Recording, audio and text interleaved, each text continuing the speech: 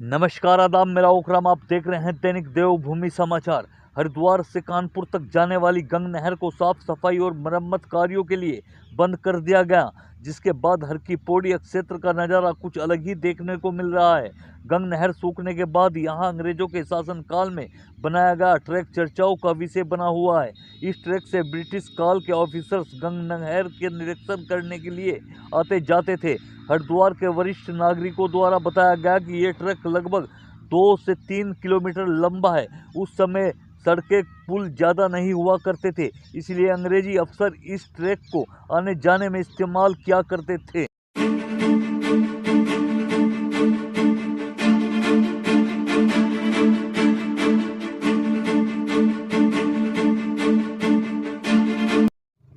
हर साल मेंटेनेंस के लिए यूपी सिंचाई विभाग की ओर से गंग नहर को बंद कर दिया जाता है, जिसके चलते धर्मनगरी हरिद्वार का स्वरूप पूरी तरीके से बदल जाता है। गंगा का पानी सूख जाने से गंगा की तलहटी पर नजर आ रहे ये ट्रैक आकर्षक का केंद्र बना हुआ है। हरिद्वार स्थित डाम कोठी से लेकर लाल कोठी तक इस ट्रैक का निर्माण ब्रिटिश काल शासन के दौरान किया गया। इसका उद्देश्य नहर का निरीक्षण और अन्य सामान ले जाने के लिए किया जाता था।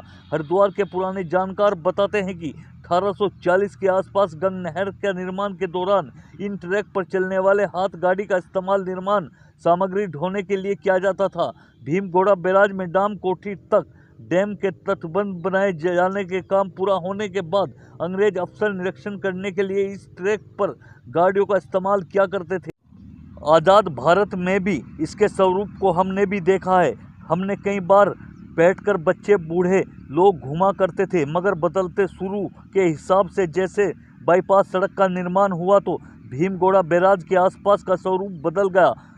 भीलवाड़ा बैराज को दोबारा बनाया गया तो उसके कारण ये ट्रैक क्षतिग्रस्त हो गया, ये पानी के नीचे दब गया।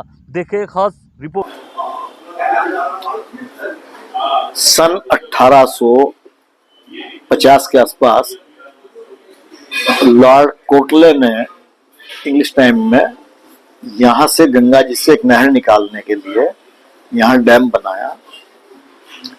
उस डैम की देखरेख करने के लिए और इस गंग नहर की घाटों की और इसके सब चेकिंग के लिए उन्होंने, तब इतने साधन नहीं थे, तो डाम कोठी जो वर्तमान में डाम कोठी नंबर 1, डाम कोठी से और एक लाल कोठी है झील के, डैम की झील के सामने, वहां तक के लिए ट्रैक बनाया था।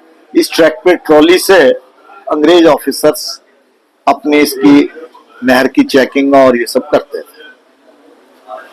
तो किस तरह आवागमन रहता था, कितना लंबा ये ट्रैक है?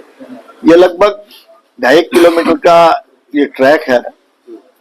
और जैसे रेलवे लाइन पे आपने देखा होगा ट्रॉली लेकर के चेकिंग करते हैं, ऐसे ही वो ट्रॉली चलती थी। अंग्रेज अफसर बेंच पे बैठ जाते थे, पीछे से 2 आदमी उसको ट्रॉली को, ऐसा हमने सुना है।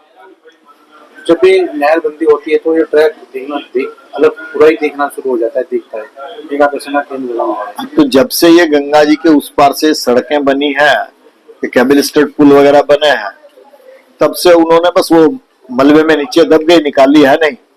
इसलिए वो अब गंगा जी में जब जल कम होता है तो ट्रैक चमकना शुरू हो जाता है।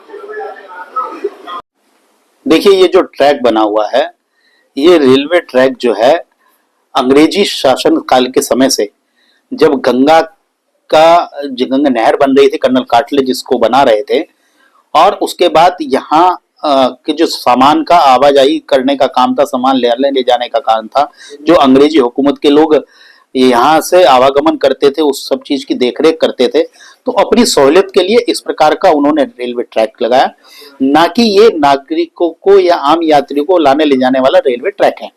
उसलिए वो अपने डामकोटी ऑफिस से ले जाकर वहां तक ये इस प्रकार का ट्रैक बनाया था, क्योंकि पहले बहुत सारी दिक्कतें सामने आती थी। उन दिक्कतों के कारण ही सामान, क्योंकि गंगा का जल स्तर भी बड़ा प्रभावमान था, कोई किसी भी प्रकार की कोई लाने ले जाने की व्यवस्था नहीं थी, हैवी मटेरियल होता था, उन सब की सुविधाओं को देखते हुए ये इस प्रकार का ट्रैक बनाया गया था। और जो जब भी गंगा क्लोजर होता है तो लोगों के, क्योंकि हर वर्ष नए लोग आ जाते हैं, नए, उनके लिए आकर्षण का केंद्र होता है कि क्या यहाँ पर रेल लाइन चलती थी, क्या यहीं से यात्रा निकलती थी या यहीं से आगे की ओर, जबकि ये कुछ ही मीटर के एरिया में रेलवे ट्रैक है। तो बिल्कुल ये हल्की पौड़ी है, सामने बिल्कुल ट्रैक है और आसपास कुछ पुल भी हमें दिखाई दे थे वहाँ पर, तो क्या किस तरह रहता था, किस तरह अंग्रेज आवागमन करते थे, क्या देखिए, देख रेख करते थे? जिसको हाथी वाला पुल कहते हैं या अन्य जिस प्रकार के बहुत सारे ऐसे पुल है जो अंग्रेजी शासन के समय से बने। अंग्रेजों ने इस देश का नुकसान तो बहुत किया है, लेकिन इस देश का लाभ भी बहुत किया है। नहर निकालकर पूरे देश को एक जीवन की रेखा दी है। 1933 में जब वो सीवर वगैरह का जब यहाँ पब्लिक भरने लगी, तो सीवर जो है कई जगहों का गंगा में जाने लगा, जब बिल्डिंग बढ़ने लगी, तब उस मल जल को गिरने का विरोध हरिद्वार के तीर्थ पुरोहितों ने किया। तब 1936 के समय में इस हरिद्वार में देश की सबसे पहली सीवेज लाइन पड़ी हुई है। अंग्रेजों ने विकास के भी काम बहुत सारे किए हैं, उस चीज को भी हमें नहीं भुलाना चाहिए। उसी के समय का ये रेलवे ट्रैक है, उसी के समय की हरिद्वार की सबसे पुरानी और इतनी बेहतरीन सीवेज लाइन है कि जो आज तक चोक नहीं होती है। तो कितना किलोमीटर लंबा ट्रैक है? ये 1 किलोमीटर के आसपास का ट्रैक है।